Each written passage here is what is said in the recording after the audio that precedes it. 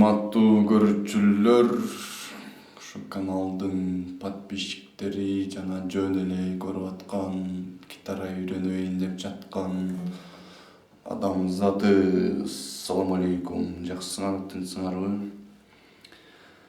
Азыркы Эрлан Андашевдин алгачкы мыкты, элге жаккан мындай татыктуу чыгармаларынын дагы бири келип чыгыптыр. Аккордторун көрдүңүздөр, кайсы жерде кайсынысы колдонулат экенин.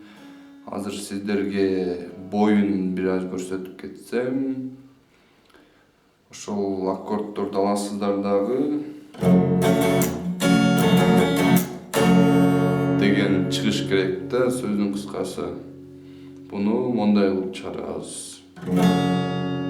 Ылдый, өдө, иштетесиздер, бир өдө кыласыздар. Анан ылдый, өдө,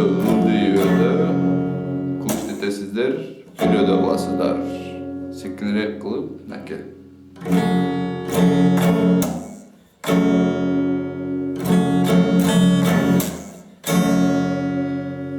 Урматтуу достор, ар бир аккордто азыркы бойду кыласыздар.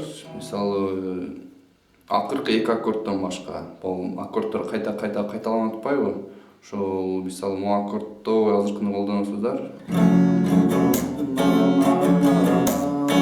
Кийинки аккорд. Кийинки аккорд. Анан могул жерде аккорд алмашат. То есть азыркы бир бой акыркы эки аккордко колдонулат да. Могул аккордто ошол бой толугу менен колдонсо, ушу эки аккорд биригип жанагы бир бойго жетишет да. Түшүнүктүү эле болду деп ойлойм, урматтуу достор. Анан кийин могул аккордто алганда, эгер кааласаңыздар, анын ордуна могул аккордду колдонсоңуздар болот. А могул аккорддун ордуна могул аккордду колдонсоңуздар болот. Окшош эле экөө. Кыскасы, бирөөсү менен черткенде без бары, а бул жерде бары менен чертилет да. Мисалы,